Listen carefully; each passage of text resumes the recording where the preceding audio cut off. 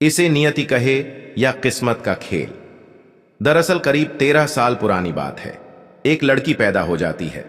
लड़की पैदा होने के बाद अभी उसने ठीक से मां कहना या पिता कहना भी शुरू नहीं किया था कि उसकी मां की तबीयत इतनी ज्यादा खराब हो जाती है कि मां की मौत हो जाती है। अब बच्चों को पालने की जिम्मेदारी बाप के ऊपर आ जाती है। लेकिन कुछ वक्त बीत जाने के बाद उस लड़की के साथ एक ऐसी भयानक घटना होती है जिस घटना को सुनने के बाद शायद आप लोगों का भी रिश्तों से विश्वास हट जाएगा। आप लोग भी सोचने पर मजबूर हो जाएंगे। वो लड़की आज एक ऐसे दर्द, एक ऐसी तकलीफ से जी रही है कि जब तक उसकी सांसें चलेंगी शायद उस दर्द को, उस तकलीफ को कभी नहीं भूला पाएगी। उसके साथ जो खेल खेला गया, या तो इसे किस्मत कहे या फिर उस नियति का खेल कहे। क्या कहें? आज की इस कहानी को सुनने के बाद शायद आप लोगों को भी बड़ी हैरानी होगी, परेशानी होगी। नमस्कार दोस्तों, आज की जो सच्ची घटना मैं आपको सुनाने जा रहा हूं, ये सच्ची घटना है। उत्तर प्रदेश की जिला है हापुड़, और हापुड़ का ही एक थाना लगता है बहादुरगढ़। दरअसल बहादुरगढ़ थाना क्षेत्र के एक गांव में 13 साल की एक लड़की को कई दिनों से पेट में दर्द हो रहा था। वहीं जैसे गांव में कभी हाजमोला या कोई और गोली दे के कुछ इस तरह से पेट पर, कुछ उसके गर्म कपड़ा लगाकर, कुछ इस तरह के जो देसी नुस्खे होते हैं वही करने की कोशिश की जा रही थी। लेकिन पेट का दर्द था कि लगातार बढ़ रहा था। वह बच्ची कहती है कि मुझे डॉक्टर के पास ले चलो। अब घर में जो भी जिम्मेदार आदमी था उसे डॉक्टर के पास लेकर जाना नहीं चाहता था। उस व्यक्ति ने सीधा हापुड़ लेकर जाता है। हापुड़ का ही एक मोहल्ला होता है। उस मोहल्ले में उस बच्ची की ताई जी रहती थी। वहां जाकर उसके पास, ताई जी के पास, उस बच्ची को, जो 13 साल की लड़की होती है, छोड़ दिया जाता है। कह दिया जाता है कि इसके पेट में कई दिनों से दर्द हो रहा है। मैंने तो कई जगह दिखाया, अब तुम ही दिखा दो। इतना कह वह व्यक्ति तो वहां से निकल जाता है। और निकलने के बाद ताई जी उस लड़की को देखते हैं। लड़की को देखने के बाद ताई जी की भी हालत खराब हो जाती है। तुरंत ही वो उस बच्ची को लेकर हॉस्पिटल पहुंचती है। हॉस्पिटल जैसे जाती हैं तो डॉक्टर लोग उसे देखते ही समझ जाते हैं कि इसको समस्या कुछ गंभीर है। दरअसल वो लड़की प्रेग्नेंट हो चुकी थी। प्रेग्नेंट 13 साल की उम्र में कैसे हुई, क्यों हुई, कई तरह के सवाल थे। लेकिन डॉक्टर ने अपनी तसल्ली के लिए उस लड़की का जब अल्ट्रासाउंड कराया तो अल्ट्रासाउंड कराने से पता चलता है कि वह 7 महीने की गर्भवती है। अब इस बात की जानकारी उस लड़की की ताई जी को दी जाती है कि आपकी जो बच्ची है यह गर्भवती है। अब ताई जी करें तो क्या करें, वो समझ नहीं पा रही थी। तुरंत ही परिवार के बाकी लोगों को बताया जाता है। और यह सब जानकारी देने के बाद, इससे पहले कि परिवार के लोगों को जानकारी दी जाती, वहां तक बात पहुंचती डॉक्टर के माध्यम से, यह सूचना पुलिस तक पहुंच जाती है। और जैसे ही पुलिस को यह सूचना मिलती है, चाइल्ड वेलफेयर कमेटी भी मौके पर पहुंच जाती है। अब इस लड़की के पास इर्द गिर्द कई लोगों का जमघट था। यह लड़की समझ नहीं पा रही थी कि एक पेट में ही तो दर्द था, थोड़ी सी तो तकलीफ हो रही थी। इतने सारे लोगों का यहां आने का क्या मतलब है? एक तरफ डॉक्टर दिखाई दे रहे हैं तो एक तरफ चाइल्ड वेलफेयर कमेटी के सदस्य दिखाई दे रहे हैं। एक तरफ पुलिस की वर्दी पहनी हुई कुछ महिलाएं, कुछ पुरुष दिखाई दे रहे हैं। अब हर कोई उसे प्यार से पुचकार रहा है, उससे बातचीत कर रहा है।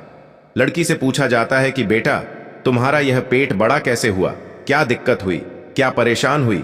जब उस लड़की से प्यार से पूछा कर, क्योंकि वह पहले से ही डरी हुई थी, सहमी हुई थी, समझ नहीं पा रही थी कि आखिरकार उसे तकलीफ क्या हुई है। जब उस लड़की को पूरा भरोसा दिलाया जाता है, मां की तरह पेश आया जाता है और उसे उसकी जरूरतों का ख्याल रखा जाता है, जब लड़की को भी लगने लगता है कि यह तो अपने ही लोग हैं, यह पराये नहीं है, यह गैर नहीं है, तब उस लड़की ने अपनी दर्द भरी कहानी जब सुनाती है तो वहां बैठे सभी हैरान रह जाते हैं। दरअसल उसने बताया कि मेरे दादा ही मेरे साथ पिछले काफी समय से गंदा काम कर रहे थे, घिनौना काम कर रहे थे, और जब मैं कुछ विरोध करने की स्थिति में होती थी तो वह कहते थे कि अगर तुमने विरोध किया तो तुम्हें भी जान से मार दिया जाएगा। जो तुम्हारे 2 भाई बहन हैं उनको भी जान से मार दिया जाएगा। जैसे ही तीनों बच्चों की जिंदगी का सवाल था, उस लड़की ने साफ साफ अपनी मुंह को बंद कर लिया और अपनी इस दर्द को, अपनी तकलीफ को किसी को बताया ही नहीं और उस दर्द के साथ जीना शुरू कर दिया। लेकिन वह नहीं जानती थी कि वो गर्भवती हो जाएगी। जैसे गर्भवती होने की बात पता चलती है, मामला अब पुलिस तक था। पुलिस से मामला सीडब्ल्यूसी और सीडब्ल्यूसी के बाद यह बात पहुंच जाती है सीधा हाई कोर्ट। हाई कोर्ट में जाया जाता है और यह कहा जाता है कि एक लड़की गर्भवती है, उसके गर्भपात कराने की अनुमति प्रदान कर दी जाए। आखिरकार यह बच्चा पैदा होगा तो इस बच्चे को कौन इसकी परवरिश करेगा, कौन इसे पाले पोसेगा। कोर्ट ने जैसे ही बात सुनी, डॉक्टर की रिपोर्ट देखी। डॉक्टर की रिपोर्ट देखते ही साफ साफ इनकार कर दिया, क्योंकि समय बहुत ज्यादा बीत चुका है, इसलिए ज्यादा समय बीत चुका है। अब हम इसकी गर्भपात की अनुमति दे ही नहीं सकते। अब जब गर्भपात की अनुमति नहीं दी जाती है, तब उसके पेट में वह बच्चा पल रहा होता है। अब ऐसी स्थिति में हाई कोर्ट से एक आदेश होता है योगी सरकार के लिए। उधर तो योगी सरकार के लिए आदेश हो रहा था, इधर मीडिया में बात पहुंच जाती है और मीडिया वालों ने जो इस घटनाक्रम को कुरेद नहीं की समझने की कोशिश की कि आखिरकार माजरा क्या है, तब कहानी वाकई बहुत चौंकाने वाली, बहुत भयानक रूप में जब सामने आती है तो लोगों के रोंगटे खड़े हो जाते हैं। दरअसल अब से 13 साल पुरानी बात है। एक हापुड़ का ही एक मोहल्ला लगता है। वहां पर एक महिला ने एक बेटी को जन्म दिया था। बेटी को जन्म देने के बाद वो महिला तो उसकी कुछ दिन के बाद मौत हो जाती है, बीमारी हो जाती है, बीमारी के चलते मौत हो जाती है। अब इस बच्ची सहित 3 बालक और होते हैं, उनको पालने की जिम्मेदारी बाप के ऊपर थी।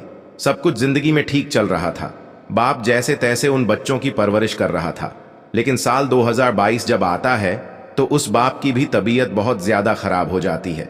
पता ही नहीं कैसे उसके प्राण निकल जाते हैं और तीनों बच्चे बिना माँ बाप के हो जाते हैं। अब इन 3 बच्चों की परवरिश कौन करे?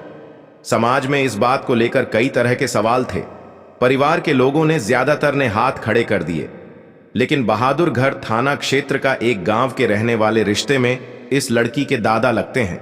लेकिन इसकी लड़की के पिता के जो वह फूफा लगते हैं, वह एक दिन घर आते हैं।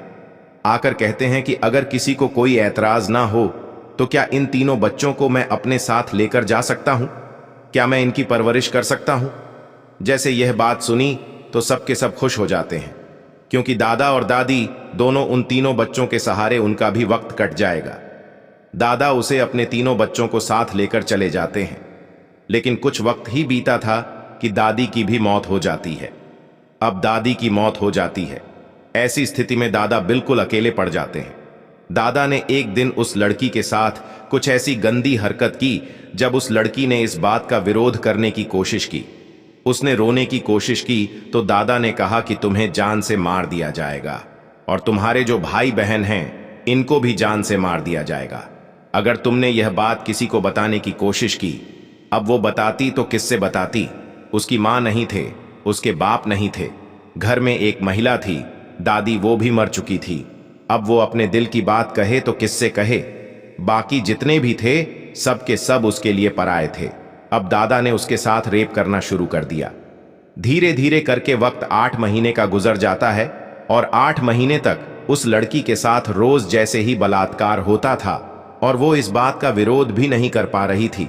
लेकिन जब उसके पेट में दर्द ज्यादा होने लगता है, तकलीफ ज्यादा होने लगती है, तब वो लड़की बजाय डॉक्टर के पास जाने के उसे अपनी ताई जी के पास छोड़ दिया जाता है। खुद उसके दादाजी ही छोड़कर आए थे। जब ताई जी के माध्यम से डॉक्टर के पास पहुंचती है, मामला पुलिस तक पहुंचता है, अदालत तक पहुंचता है। अदालत ने जब योगी सरकार को इस मामले में आदेश दिया कि इस लड़की की अब से जो भी जिम्मेदारी होगी, बच्चा पैदा होने तक सरकार ही उठाएगी। अब सरकार ने जब यह बात सुनी तो उसके बाद फिर मेरठ के डीएम को आदेश कर दिया जाता है कि इस बच्चे की बेहतर से बेहतर इसकी चिकित्सा सुविधा होनी चाहिए, किसी भी तरह की कोई दिक्कत नहीं होनी चाहिए, और जब तक इसके कोई बालक पैदा नहीं होता तब तक तुम ही इसकी देखभाल करोगे। मेरठ के मेडिकल कॉलेज में लड़की एडमिट करा दी जाती है। 17 सितंबर 2024 को वो एक बच्ची को जन्म दे देती है। जैसे ही बच्ची को जन्म देती है, मामला अखबारों में सुर्खियां बटोरने लगता है और यह कहा जाता है कि रेप पीड़िता यानी कि दादा ने जो पोती के साथ रेप किया था, उसके पेट में उससे गर्भ में जो दादा की बच्ची पल रही थी, वह अब दुनिया में आ चुकी है। लेकिन इसका होगा क्या करेंगे? क्या अब यही सवाल था। लेकिन चाइल्ड वेलफेयर कमेटी इस मामले में सक्रिय थी और चाइल्ड वेलफेयर कमेटी के माध्यम से इस बच्ची को सारा और कारा एक संस्था होती है। सारा और कारा संस्था के बारे अगर हम बात करें तो वो ऐसे ही बच्चों को एडॉप्ट कर लेती हैं। और सारा कारा संस्था से कुछ ऐसे माँ बाप जिनको बच्चे नहीं होते हैं या बच्चों को रखने की ख्वाहिश वो जाहिर करते हैं, तो वह सारा कारा की जो वेबसाइट होती है वहां जाकर आवेदन कर देते हैं। और आवेदन में लकी ड्रॉ के शायद माध्यम होता है, उससे जिस बच्चे का नंबर जिस माँ बाप के पास तक पहुंच जाता है, फिर उस बच्चे को वो माँ बाप पालते हैं। फिलहाल वो बच्ची सारा और कारा संस्था की तरफ जाने की ओर अग्रसर है। उस बच्ची का क्या होगा जिसके पेट में बच्ची पल रही थी? वह 13 साल की ही तो है। अब उसकी परवरिश कौन करेगा? क्योंकि दादा को जुलाई के महीने में गिरफ्तार कर लिया गया था। गिरफ्तार करने के बाद जेल भेज दिया गया था। पुलिस की कोशिश है कि उसे जब तक वह जिंदा रहे तब तक वह सलाखों के पीछे रहे और बड़ी से बड़ी सजा दिलाने की कोशिश उसको की जा रही है। लेकिन इस बच्ची की परवरिश, बाकी बच्चों की परवरिश, ये बड़ी होगी तो शायद जो दर्द इसने इन 8 महीने या 9 महीने में महसूस किया होगा, वह शायद उस दर्द को कभी भी भूल नहीं पाएगी। जब तक जिंदा रहेगी तब तक वो या तो नियति को कोसती रहेगी या फिर अपने नसीब को कोसती रहेगी कि उसका नसीब ही ऐसा था या फिर प्रकृति नहीं उसके साथ कुछ ऐसा ही कुछ खेल रचा ताकि तुम्हें धरती पर जाना है और तुम्हारे साथ ऐसा ऐसा होता चला जाएगा। माँ बाप भी छूट जाएंगे, परिवार भी छूट जाएगा। तुम जैसे किस हाल में रहोगी कुछ कह नहीं सकते दोस्तों। इस पूरे घटनाक्रम को सुनाने का उद्देश्य है किसी को परेशान करना नहीं है, किसी का दिल दुखाना नहीं है, बल्कि आपको जागरूक करना है, आपको सचेत करना है। आप बच्चों को कम से कम ऐसी बातें जरूर सिखाएं जिससे यह पता चल सके कि सही क्या है, गलत क्या है।